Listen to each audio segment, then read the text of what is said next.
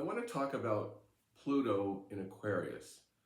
Pluto went retrograde in Aquarius this month. And I will talk about that, but I want to talk about the energy of Pluto in Aquarius. I can't emphasize this enough because Pluto, knowing its symbology in the sign Aquarius, you have to know those symbologies and how they work together. First off, Pluto, whatever it touches, is transformation. So we look at Pluto as something that has to end for something else to begin.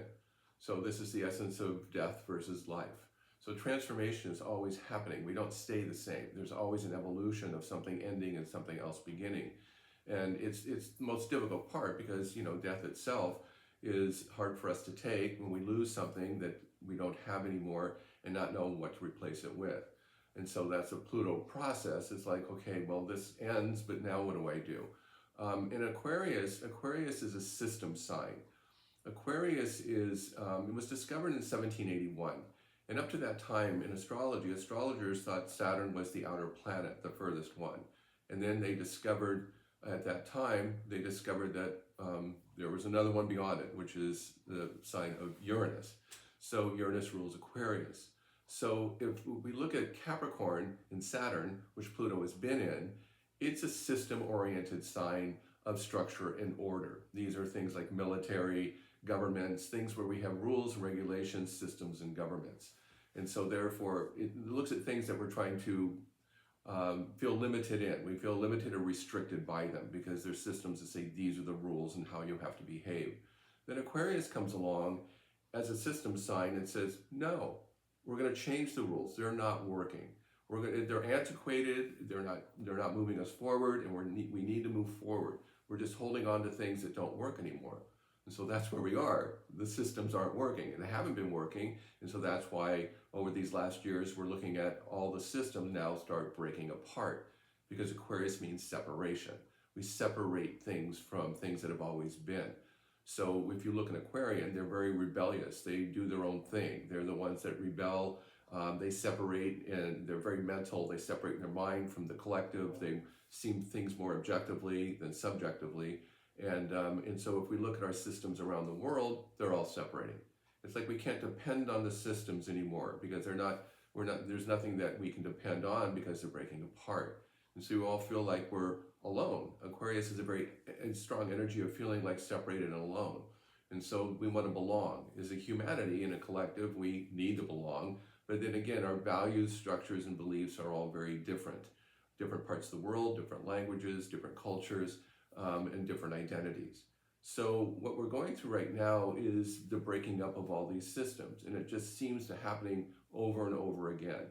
I equate this with emotional energy in terms of how we all feel. How we all feel is how the people felt when they lost their houses and their communities in the Palisades fire in California.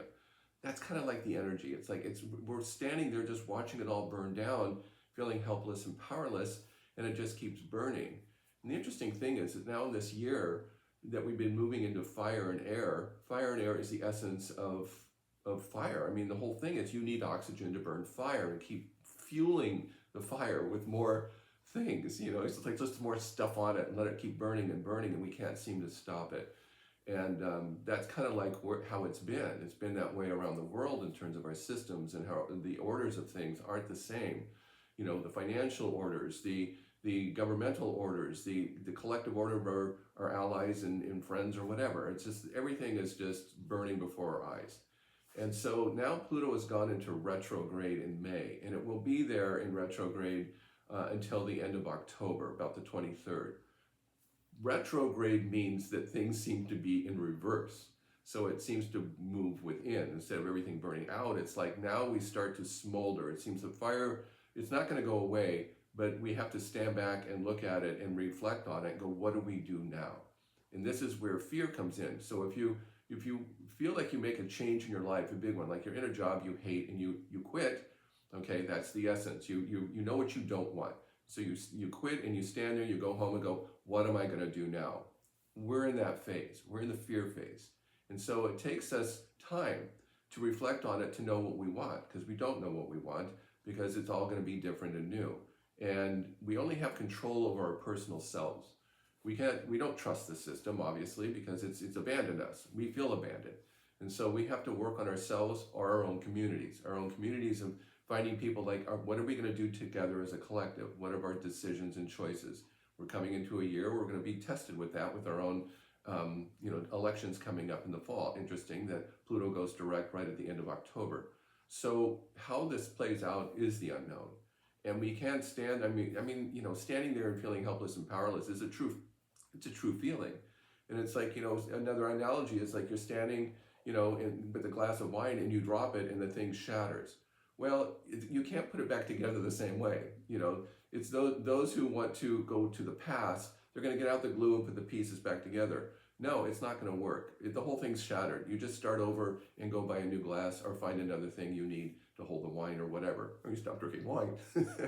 So that's why you dropped it. But nonetheless, this is a hard time. And I just wanted to validate that in this video to let us know that we're going to get through this because change is inevitable. We just don't know what it is, and that's the reality of this time. All right, you guys, thanks for listening. Subscribe if you appreciate the video. If you want a reading from me personally, go to tommcmullen.com. All my information is there, and thanks.